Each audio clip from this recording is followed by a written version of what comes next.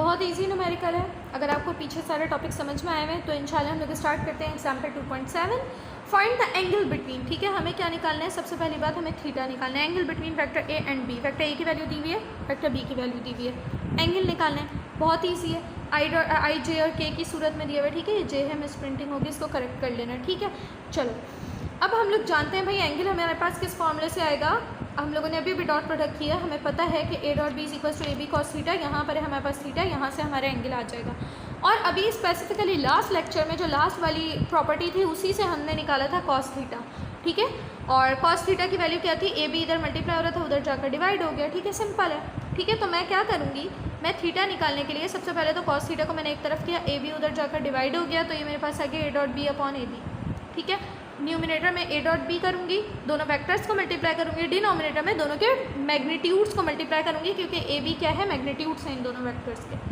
ठीक है, बस इतना ही काम है, जल्दी से कर लेते हैं। ठीक है, ए डॉट बी करवाऊँगी, मुझे ए वेक्टर ये दिया हुआ है, बी वेक्टर ये दिया हुआ है। और लास्ट प्रॉपर्टी में, लास्ट लेक्चर में जो हम लोगों ने मल्टीप्लिकेशन देखी है आई जे और के की सूरत में, वो मेरे पास क्या कहती है? वो मुझे ये कहती है। ठीक है, अगर आप इससे याद करना चाहो तो आप इससे सॉल्व कर लो, वरना अगर बेसिक से कॉन्सेप्ट से कि आपको ये पता होना चाहिए कि I dot J, J dot के डॉट आई करवाने का कोई फ़ायदा नहीं है, ज़ीरो आएगा।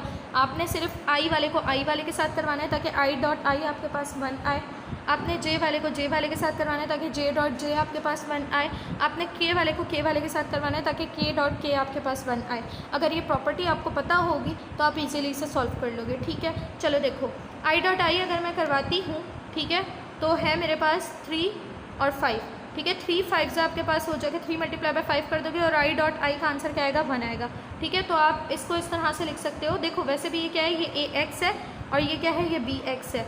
ये ए वाई है, ये बी वाई है, ये ए जेड है, ये बी जेड है। तो इसकी सूरत में भी हम देख सकते हैं ए एक्स बी एक्स क्या हो जाएगा? A x multiply by b x, a y multiply by b y, a z multiply by b z. तो आप दोनों में से किसी भी कॉन्सेप्ट से, जिस कॉन्सेप्ट से आपको समझ में आ रहा है आप उस कॉन्सेप्ट से कर सकते हो। ठीक है, अच्छा अगर मैं ए एक्स बी एक्स के कॉन्सेप्ट से करती हूँ तो ये 3 मल्टीप्लाई बाय 5 हो जाएगा और आई डॉट आई तो वैसे भी क्या हो जाएगा? दूसरे कॉन्सेप्ट से 1 हो जाएगा। ठीक है, चलो और 1 से मल्टीप्लाई होकर वापस से इसने यही आना है। ठीक है, अगर आप फिर उसके बाद ए वाई बी वाई देखते हो, ये रहा ए वाई, ये रहा बी वाई। ठीक है, 2 मल्टीप्लाई बाय 2 आपके पास आता है 4, लेकिन प्लस माइनस आपके पास आएगा माइनस का 4।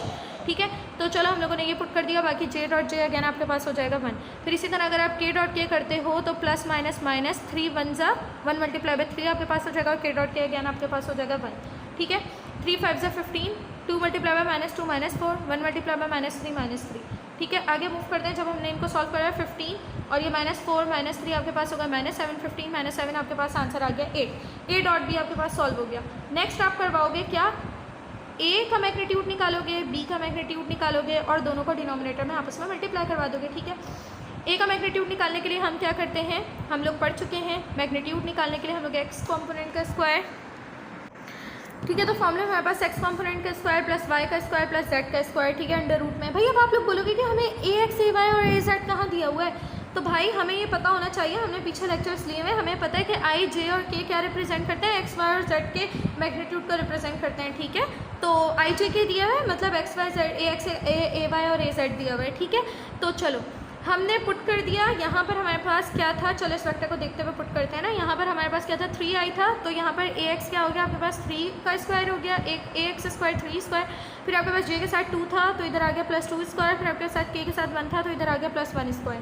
ठीक है, 3 स्क्वायर 9, 2 स्क्वायर 4, 1 स्क्वायर 1, 9 + 4 + 1 14 आया। सॉल्व किया, 3.74 आ गया।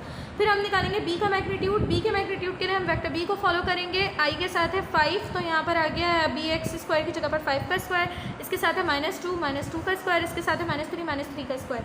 अच्छा, दूसरी चीज़ हम ये जानते हैं कि स्क्वायर इवन पावर है, उससे माइनस साइन क्या हो जाएगा? रिमूव हो जाएगा। ठीक है, ये वाला माइनस भी रिमूव हो गया और ये वाला माइनस भी रिमूव हो गया। ठीक है, तो अब मेरे पास क्या बन गया? 5 का स्क्वायर 25, 2 का स्क्वायर 4, 3 का स्क्वायर 9, ये तीनों प्लस हुए, ये आ गया। इसको सॉल्व किया रूट को, ये आ गया। ठीक है, चलो अब फाइनली मैं इस फॉर्मूले में पुट कर दूंगी। अब मेरे पास देखो मुझे क्या क्या चाहिए था? मुझे ए डॉट बी चाहिए था और ए का मैग्नीट्यूड बी का मैग्नीट्यूड चाहिए था ताकि मैं डिनोमिनेटर में उन दोनों को मल्टीप्लाई करवा दूँ। ए डॉट बी मैंने निकाल लिया, मैंने ए का मैग्नीट्यूड भी निकाल लिया और मैंने बी का मैग्नीट्यूड भी निकाल लिया। ठीक है, तीनों चीज़ों को पुट कर दूँगी जल्दी जल्दी अपने फॉर्मूले में। ठीक है, कॉस थीटा मेरे पास ये है। ठीक है, ए डॉट बी मेरे पास आ रहा है 8, ए का मैग्नीट्यूड आया 3.74, बी का मैग्नीट्यूड आया 6.16।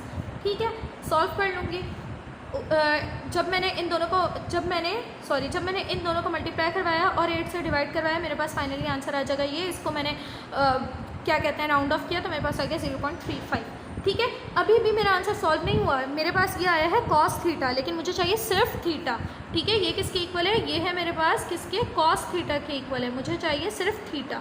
ठीक है, तो कॉस उधर जाकर डिवाइड हो जाएगा। कॉस अगर उधर जाकर डिवाइड होगा, फॉर एग्जांपल ये इस तरह से है हमारे पास 0.35 अपॉन कॉस।